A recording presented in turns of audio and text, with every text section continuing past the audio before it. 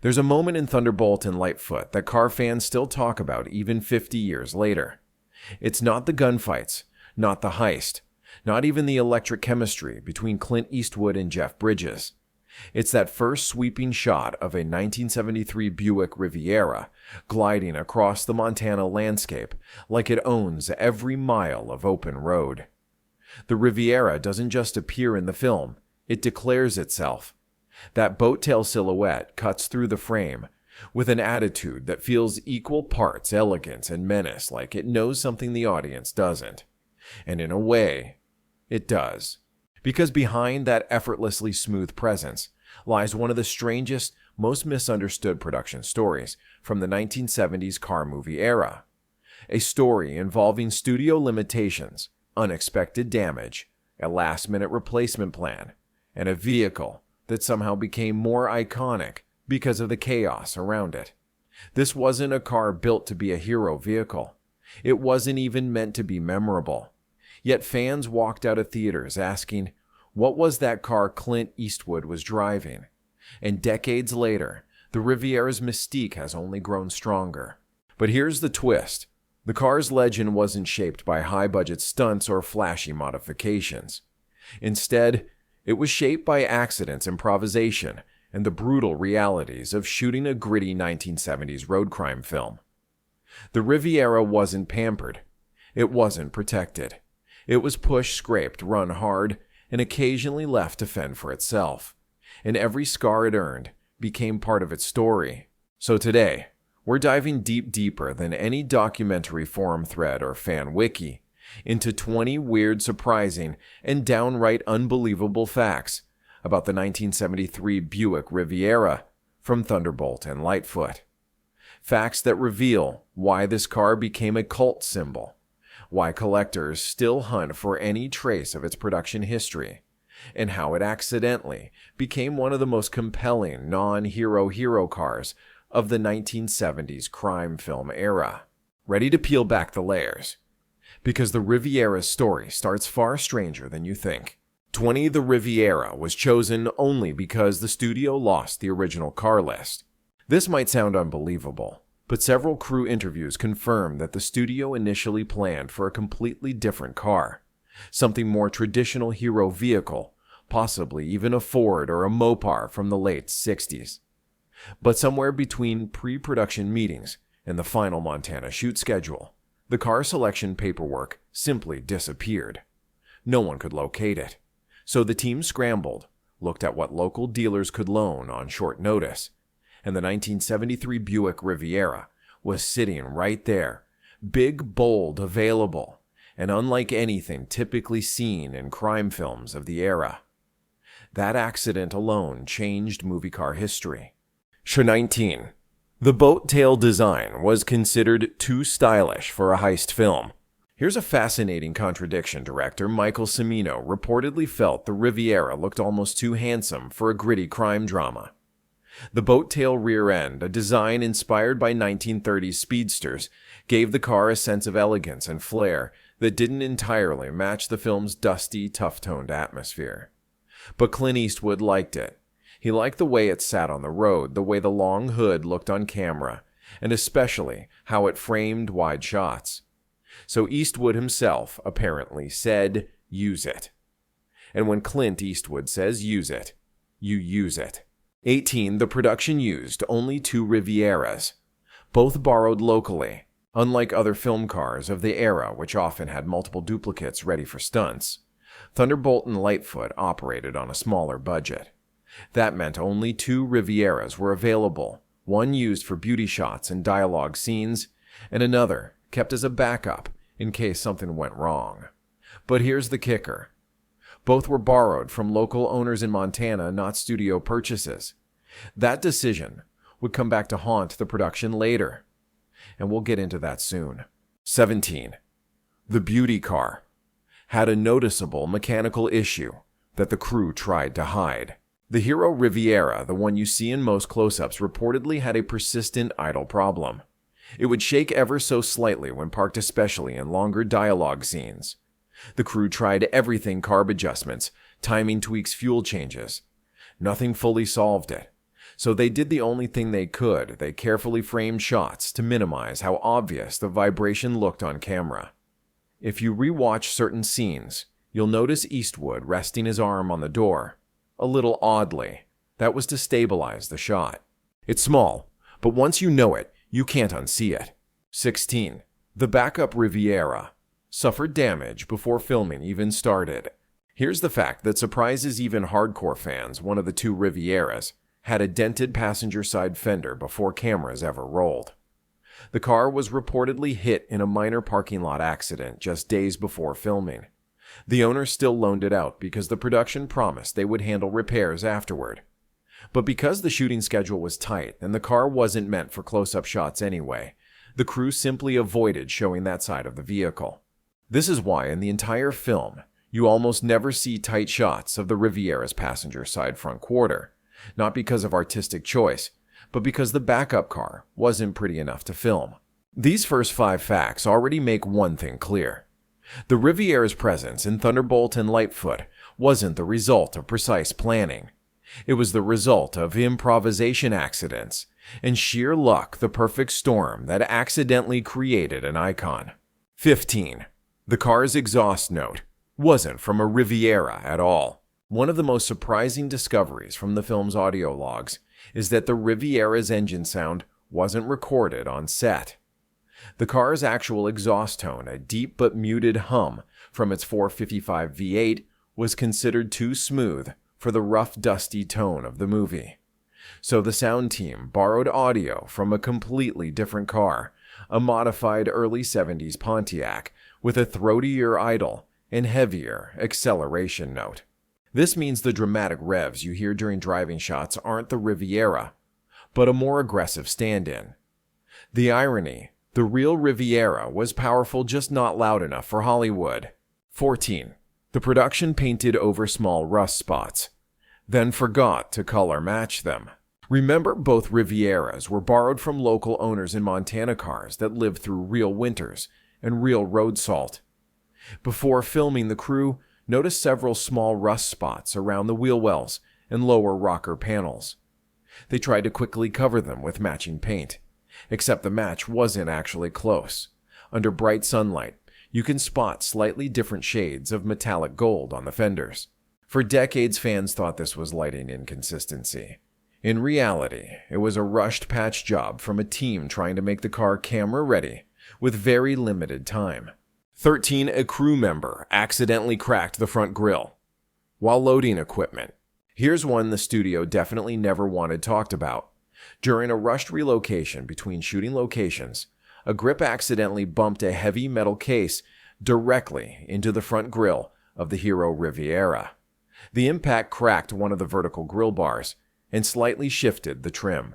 Because the budget was already stretched thin, and there was no replacement part available in rural Montana, the crack stayed in. If you pause during certain shots, you'll see the grille isn't perfectly symmetrical. Fans long believed it was damage from the film's driving scenes.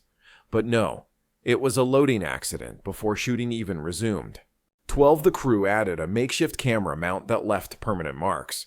One of the most memorable shots in Thunderbolt and Lightfoot is the low-angle hood shot during a mid-drive conversation scene.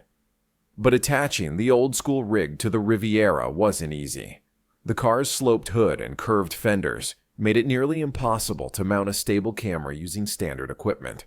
So the crew created a custom bracket padded with cloth and rubber, but apparently not padded enough.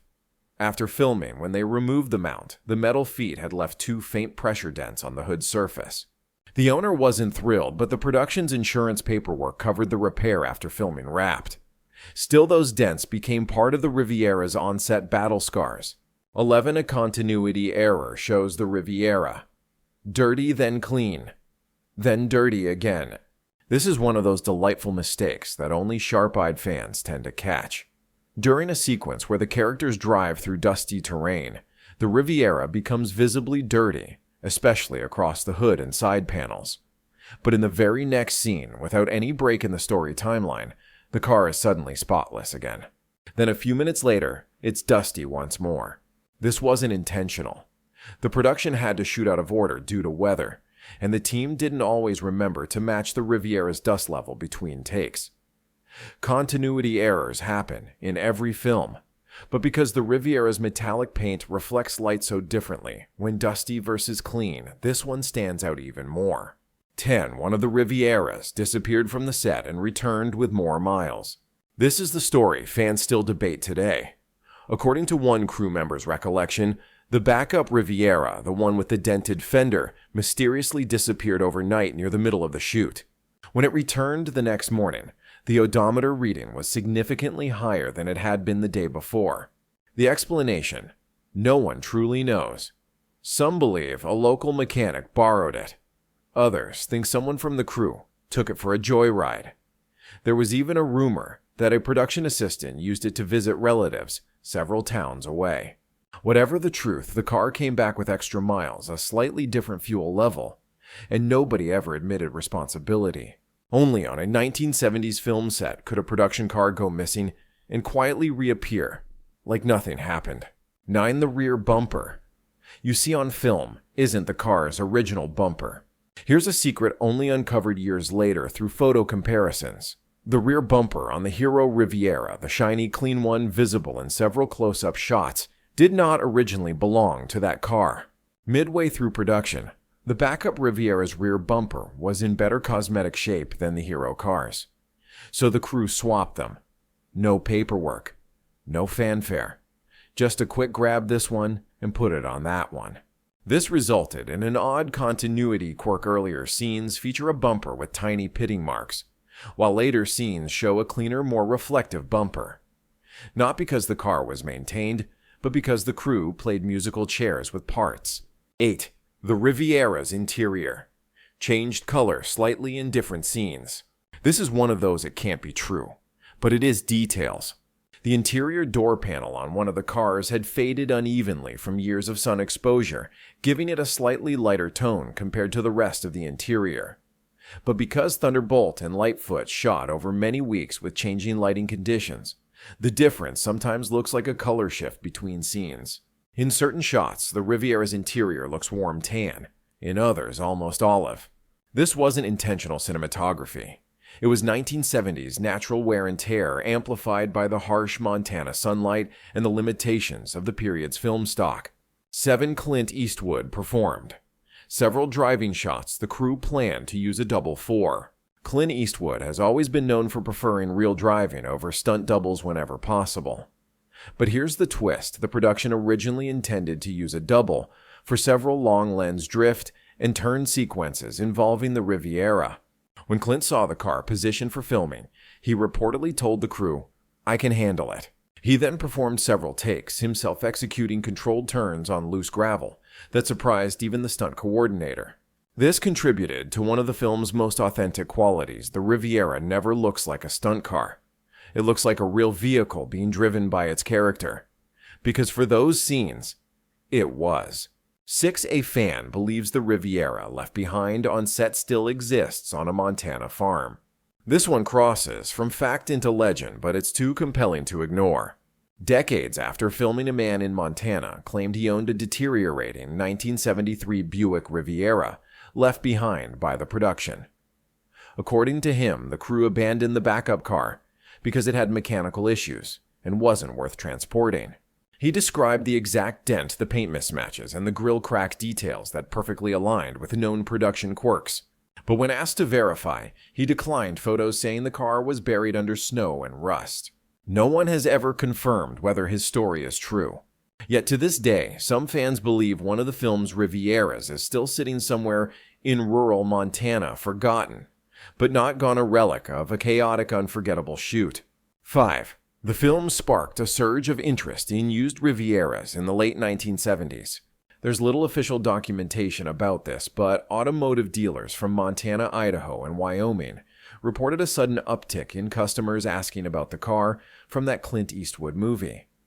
At the time, the 1973 Riviera wasn't considered a collector's model.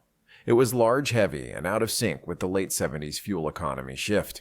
But Thunderbolt and Lightfoot planted an image, a Riviera cutting through open land wrapped in grit and sunlight. Used car lots saw an opportunity and began advertising Rivieras as Eastwood-style road machines, even when the model year didn't match. And just like that, the Riviera, a car struggling for identity in the mid-70s, found a second life as a cinematic cult car. 4. The movie accidentally preserved the boat-tail Riviera's legacy. At the time of filming, the boat-tail design introduced in 1971 was divisive. Some loved it, many didn't. Buick quietly abandoned it after 1973. Without the film, the boat-tail aesthetic might have faded into obscurity. But Thunderbolt and Lightfoot captured it in wide, romantic shots. The fastback curve, the tapering rear glass, the muscular haunches. Years later, when collectors rediscovered 70s Rivieras, they often traced their fascination back to this movie. Even automotive writers have said that the film saved the boat tail from disappearing into the fog of forgotten 70s styling. 3 multiple fans have attempted to rebuild screen-accurate replicas, because neither Riviera from the film is officially confirmed to survive. Fans have spent decades attempting to replicate the movie car. But here's the twist. There is no consensus on what screen-accurate even means. Why? Because the 2 on-set Rivieras had swapped parts, mismatched paint repairs, interior tone, inconsistencies, and mechanical differences. Some fans replicate it with the early bumper. Others use the later cleaner bumper. Some aim for the dusty Montana look. Others prefer the polished version from early scenes. In short, replicating the film's Riviera isn't like replicating the Bullitt Mustang. There's no definitive blueprint. The contradictions are the blueprint. 2 Eastwood's respect for the Riviera influenced its reputation. Clint Eastwood rarely comments on specific cars from his films, but when asked in a later interview about vehicles he enjoyed driving on set, he mentioned a big Buick from a picture we shot in Montana, describing it as smooth, solid, and steady on long roads. He didn't say the movie name. He didn't say the model year. But fans connected the dots immediately. Hearing Eastwood himself acknowledge the Riviera even vaguely cemented its status. Suddenly, this wasn't just a forgotten crime film car. It was a machine respected by a Hollywood icon, known for valuing authenticity, practical performance, and real driving skill. And for collectors, that single offhand comment elevated the Riviera from interesting to legendary. One, the hero, Riviera, may have been scrapped without anyone realizing what it was. Here's the twist that shocks even the most dedicated movie car historians, the kind of reveal that feels too strange, too anticlimactic, too un-Hollywood to be true. But everything we know points toward one conclusion. The primary 1973 Buick Riviera used in Thunderbolt and Lightfoot was almost certainly destroyed, without anyone realizing it was a screen car. Here's how we get there. After filming wrapped in Montana, both Rivieras were returned to their owners. The backup car's condition was rough-dented, repainted in patches, mechanically tired, so that one was either parked long-term or abandoned, which sparked the legendary rumors about it sitting on a Montana farm. But the hero Riviera, the clean one used in the majority of close-up shots, went back to a private owner who had no idea the car had just been driven by Clint Eastwood and Jeff Bridges. This was 1974, before movie cars were considered valuable artifacts, before studios archived vehicle histories, before fans hunted VIN numbers. To the owner, it was just a 2-year-old Buick with a few extra scratches and a slightly stressed drivetrain. Production logs indicate the car was resold sometime around 1976. After that, the trail goes cold. No collector claims, no registered restorations, no museum appearances, no VIN documentation in known car registries. But the biggest clue comes from a Montana salvage yard owner who in the 1990s recalled dismantling a gold boat-tail Buick from the mid-70s with odd hood dents and mismatched fender paint. Those details match the movie car exactly: the hood dents from the camera mount, the repainted rust spots, the slight grille misalignment. He admitted he had no idea it was a film vehicle. It was just another aging unsellable Riviera, the kind no one thought twice about scrapping at the time. So the unforgettable car that became a cult symbol likely ended its life anonymously in a junkyard crusher, its history unrecognized until it was far too late. A strangely fitting ending for a car that was never meant to be a hero, yet became one anyway. For a car that was never meant to be iconic, the 1973 Buick Riviera from Thunderbolt and Lightfoot left behind a legacy that feels bigger than the film itself. It wasn't a purpose-built stunt machine. It wasn't pampered by the studio. It wasn't even chosen with intention. It arrived on set by chance, survived through improvisation, collected dents, mismatched paint, swapped parts, and long, dusty miles across Montana, and somehow came out the other side as one of the most quietly fascinating screen cars of the 1970s. In this deep dive, we uncovered 20 strange and unexpected truths behind that legacy. How the Riviera wasn't the production's first choice. How its mechanical quirks shaped shots. How damaged fading interiors and last-minute repairs ended up immortalized on film. How Eastwood himself contributed to its mystique. And how the car's real-life journey was messier, more mysterious, and more human than any polished Hollywood vehicle tends to be. Most movie cars become icons through careful planning and studio preservation. The Riviera became something else, a myth.